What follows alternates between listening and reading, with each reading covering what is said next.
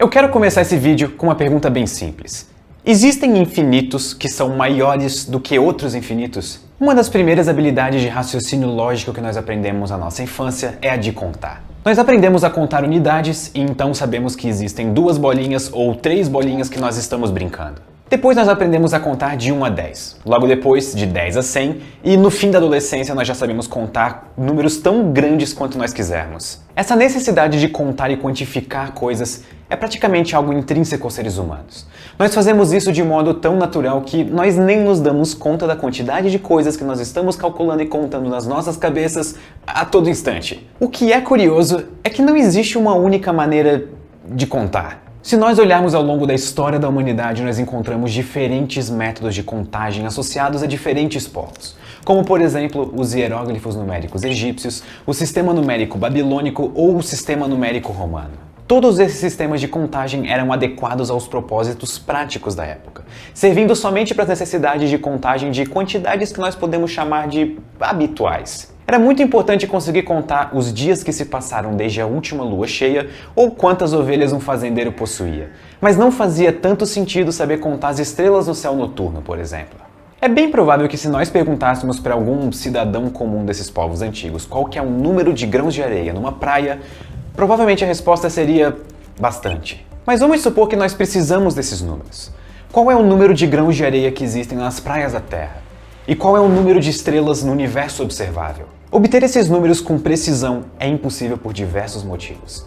Nós não sabemos ao certo quantas praias existem na Terra e nem o tamanho de todas elas. Nós também não sabemos o número preciso de galáxias no universo e o número de estrelas varia em cada uma delas. Mas nem sempre na vida nós precisamos ser exatos. Em muitos casos, uma boa estimativa nos responde a pergunta que nós estamos fazendo. Então vamos fazer exatamente isso. Vamos estimar. O número de grãos de areia em todas as praias da Terra provavelmente fica entre 10 elevado a 18 e 10 elevado a 21.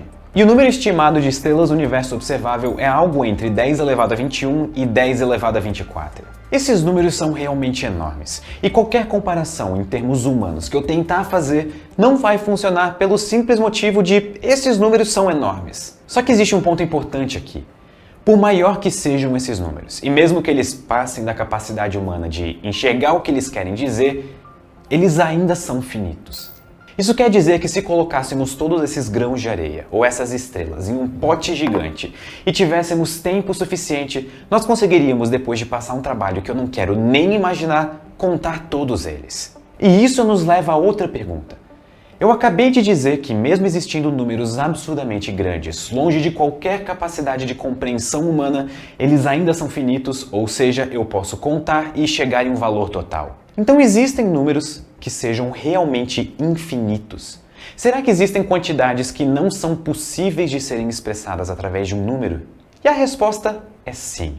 Por exemplo, se nós começamos a contar 1, 2, 3, 4, 5, 6, 7... Não importa quão longe a gente vá, sempre vai existir um número de sequência, sempre.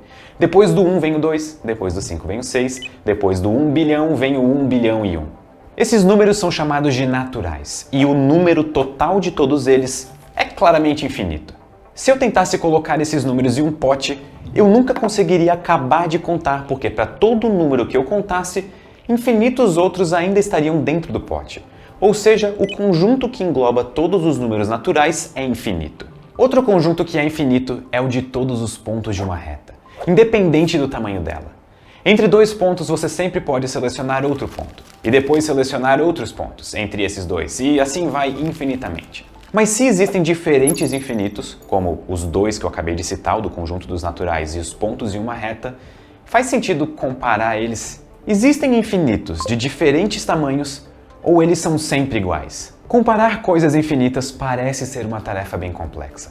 Mas para nossa sorte, existe um método bem esperto e simples proposto pelo matemático George Cantor, um dos matemáticos mais importantes no estudo dos infinitos. Suponha que nós temos 2 conjuntos finitos de bolinhas, as amarelas e as azuis, e que nós não sabemos qual dos 2 conjuntos possui mais elementos ou nem mesmo se o número de elementos é o mesmo. Para obtermos essa resposta, a tarefa mais simples a ser feita é: se para cada bola amarela existir uma bola azul correspondente até que as bolinhas dos 2 conjuntos acabem, então o número de bolas nos 2 é igual. Se restarem mais bolas azuis no final, então o conjunto de bolas azuis é maior. O mesmo vale se sobrarem mais bolas amarelas. A ideia então é usar essa mesma regra para conjuntos infinitos. Se nós conseguirmos algum jeito de associar para cada elemento de um dos conjuntos um outro elemento correspondente no outro conjunto, então os dois infinitos possuem o mesmo número de elementos. Caso sobrem elementos em algum dos dois conjuntos, então o infinito dele é maior do que o outro conjunto.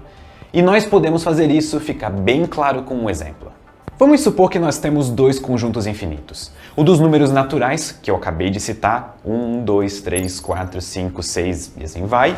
E o dos números pares, 2, 4, 6, 8, 10, 12 e assim vai.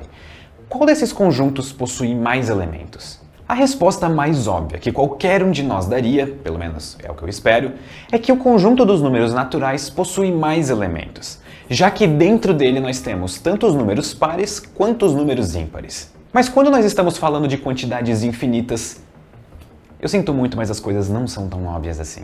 O que nós temos que fazer é utilizar a regra proposta por Cantor. Nós temos como estabelecer uma relação direta entre os elementos dos dois conjuntos infinitos. Para cada número natural, eu consigo relacionar um número par, sem sobrar nenhum nem o outro. Portanto, o conjunto dos números naturais possui o mesmo número de elemento do conjunto dos números pares.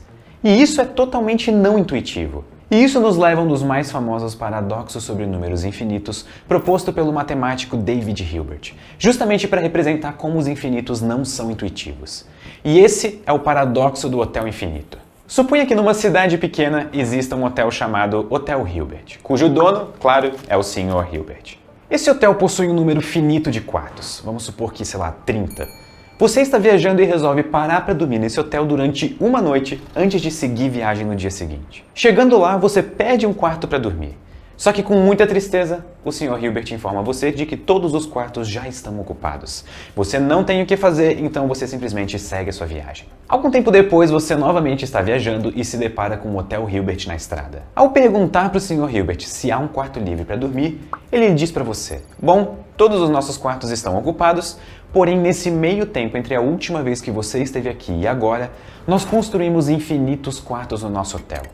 Então, embora todos estejam ocupados, ainda há um quarto disponível para você. Ok, para por aqui. Como assim existe um quarto para mim se todos os infinitos quartos estão ocupados por infinitos hóspedes? Eu nem sou tão especial assim. Então o Sr. Hilbert diz: é simples, eu vou pedir com gentileza ao hóspede do quarto 1 para que ele vá para o quarto 2. O do quarto 2 para que vá para o quarto 3. O do quarto 3 para o quarto 4 e sucessivamente assim. Então você vai ocupar o quarto número 1, que vai ficar vazio depois de todos terem se movido. Obviamente você fica espantado, mas o procedimento realmente funciona e você ocupa o quarto número 1 e tem uma bela noite de sono.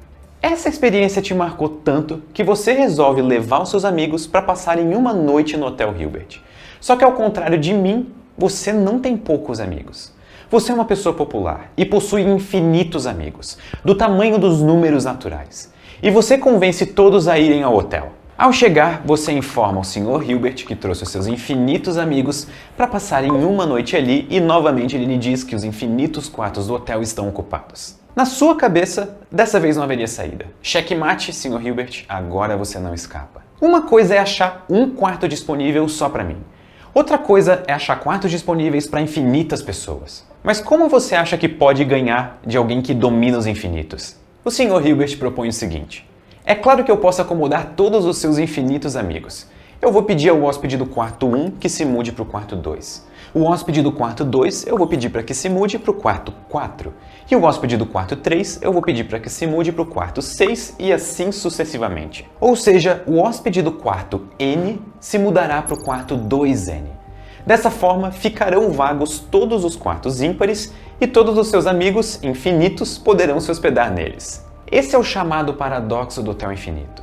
E como vocês podem ver, é algo totalmente não intuitivo para o que nós estamos acostumados no nosso dia a dia. Esse paradoxo representa muito bem todas as estranhezas que aparecem quando se lida com quantidades que são infinitas. Só que como vocês podem perceber, por mais que lidar com o infinito seja completamente não intuitivo, é algo que a matemática sabe fazer muito bem. E o melhor eu deixei para o final. Embora existam infinitos que sejam maiores do que outros, não existe um infinito superior, que seja maior do que todos os outros infinitos. Por maior que seja o conjunto infinito que nós estamos lidando, sempre existirá um maior. Muito obrigado e até a próxima.